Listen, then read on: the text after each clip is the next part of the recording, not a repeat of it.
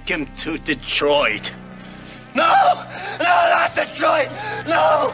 I'm gonna make this quick because I have things to do, but I also don't want to make it seem like I'm ducking the issue. The Lions took some heinous backshots from the Redskins this weekend in the playoffs. I'm not gonna sugarcoat it. It was bad. They had an extra week to prepare for this game, and they looked like they didn't even have a game plan going into it, especially on defense. I had reservations about both Ben Johnson and Aaron Glenn taking interviews throughout the bye week immediately before this game, and I think those concerns were well founded because this game wasn't the level of preparation that we see from the Lions normally. The defense could do literally nothing to stop the Redskins' offense, and while normally the Lions have huge issues in containing mobile quarterbacks, Jaden Daniels didn't even need to scramble that much to keep the offense going. First down, second down, third down, fourth down, it didn't matter. They were converting it all. Part of the equation is that Jaden Daniels is a fantastic quarterback, who is an absolute stud, by the way, who as a rookie plays with the kind of poise beyond his years. The other part of that equation is that the Lions' pass rush could do nothing to stifle him whatsoever. Not a single sack was recorded by a Lions defensive player. It was pitiful given that the Lions offense put up more yards on offense, but they were still giving up crazy points on defense. That leads me to the elephant in the room. My glorious GOAT Jared Goff played like complete ass.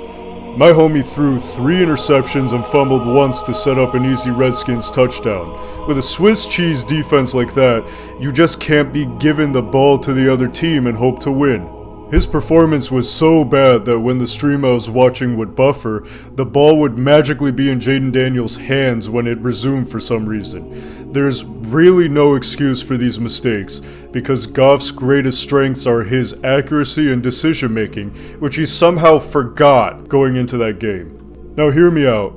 I think that if either Goff or the defense played any better, they still could have won this game. They've won games where Goff was struggling, but the defense still did their jobs. And they've also won games where the defense was struggling, but Goff was doing his job. But you can't have both at the same time, and you certainly cannot let Jameson Williams throw a long pass down the sideline with your entire season on the line. How did Ben Johnson think it was a good idea in any scenario, let alone this one, to let Jameson Williams throw a pass at any point during a professional football game? He's a great receiver, but he's not exactly known for his good decision making. Out of all the non-quarterback players available to throw a pass on a trick play, he is the last guy who should be doing that. He should have been running down the field to actually catch the pass on the trick play, because he's their deep ball threat. That pass made logically no sense, to me at least. You guys can tell me if I'm tripping or not.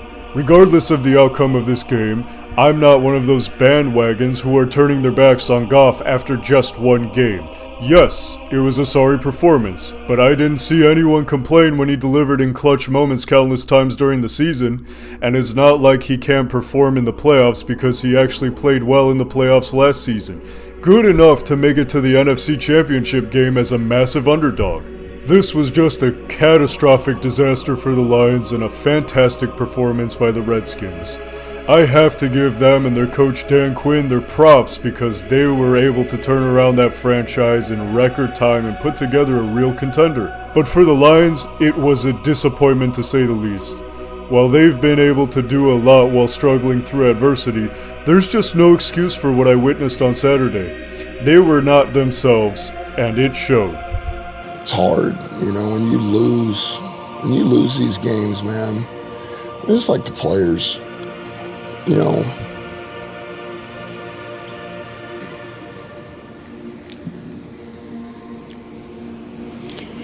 What they put into it, a lot of people don't know, what they go through. You have to get up, bodies beat you, mentally stay locked in and do those things, so